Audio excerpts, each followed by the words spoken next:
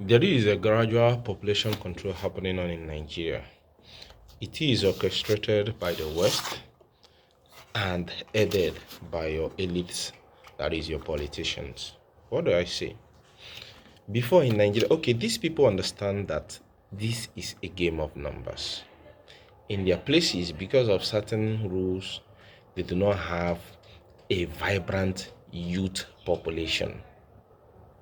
The reason why they have made things the way it is so that migration will be encouraged. They will have access to cheap labor to develop their country. And here in Nigeria, if somebody can have, or a parent can have 10 children before 2015 and still take care of them with, let's say, 100,000 naira salary per month.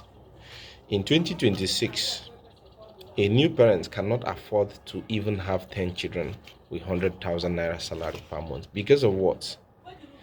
The cost of living have done more than 15 to 20x from 2015, 2014 to now 2026. And again, school fees have actually gone up. When you're educated, you know your left from your right, and you know how to stand up for your right and when not to. But when you are uneducated, it is easily to employ you as a political tool. Now, the more people or the more children out of school, the better for the future of the elite, so that their children won't have so many people to contend with. Currently, I have heard of schools that increase their school fees from 250,000 naira per section to over 580,000 naira. That is more than 100x increase. Now, let me ask you, how many people in Nigeria earn up to 500,000 naira a month? It's not even up to 8% of our population. We have a population of 200 and something million persons, and people who earn up to 500,000 naira a month are not even up to 8 million people. That is where the problem lies. In Nigeria, poverty is a tool. In Nigeria, Alamajiri is a tool for the northern elite to stay in power, because those guys are less exposed to education. They easily believe the nonsense that are being pushed to them by their elites. Now, ask me, in a country that its economy is stable, would there be need to be sharing bags of rice, tomatoes, groundnut oil to the population during electioneering campaigns? There won't be. Now, poverty is weaponized so that when you are being given all of these little things, you forget that this person giving you this thing doesn't love you. Rather, they want to get your emotions. They want to get themselves in your good book. Because ask me how one bag of rice is what I am exchanging for my vote that is going to keep you in office for 4 years.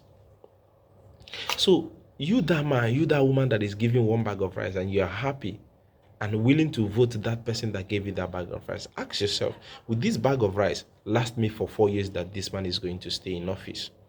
Ask yourself, if the economy is actually good, will you be needing this bag of rice? You won't. They consider you poor and hungry because they made it so. That is why they are giving you rice, to quench your hunger and your poverty, just for that little window that the election will happen. Some of you don't know what you are doing. You are selling your children's future with just a bag of rice. Policies shaping the future of a country. We have seen companies like GlaxoSmithKline and recently ShopRite exit Nigeria. ShopRite, if I'm not mistaken, employs more than 10,000 Nigerians and brings more than 2 trillion naira into the Nigerian economy.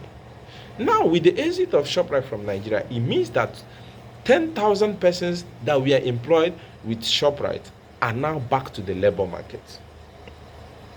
Now the number of unemployed people have increased. And what will happen? When there is no alternative, they will do what? Resort to crime in order to survive. Which means you should expect the crime rate to what? Keep on shooting up. You guys have seen what have been happening around. So many things are happening and your governments are paying deaf ears. In the midst of this chaos, not even a simple address, not even a single speech. That is to tell you that some people are in conjunction or in unity with certain people to achieve certain aims. But the people I pity most is the teeming population, the youth, who have made themselves political tools and political thugs for the elite, who don't even care about their future after the elections. My advice is simple. He that fights and run away lives to fight another day. And you have to also understand that in Igbo they said, that is, when you cut the roots of a tree is not when it withers away. It takes time. We all did well in 2023 by coming out to support the best candidate to do this job for us in the name of Peter Obi. Because of the outcome, many of us were, demoralized. But I want to tell you this. Rome was not built in a day. The people who are enjoying the corruption in Nigeria won't allow you to take over your country by voting in the right candidate easily. The reason why you don't just need to try once and give up. You need to try and keep on trying and keep on trying. But at the end of the day, if you show up consistently with the same energy, with dedication, and having the goal ahead of you, which is good governance, which will help shaping your life for good, we will actually achieve this success together. It's not going to be easy, but if we don't do it, it becomes tougher for the next generation coming in to do it. This is the only time we have. Get your voter's card today, and let's make the difference tomorrow. Remember, when you don't turn out to cast your vote, you make it easier for the riggers to rig. But when we come out in mass, it becomes difficult for them. But this time around, we won't just vote and sit down. We will vote, we'll count our votes, we'll protect our votes, and we'll make sure that our vote counts. Remember, if we get it all wrong now, I don't think we'll ever get it right again. Nigeria is not for a certain people. Nigeria is for all Nigerians. And nobody should feel less Nigerian than another Nigerian.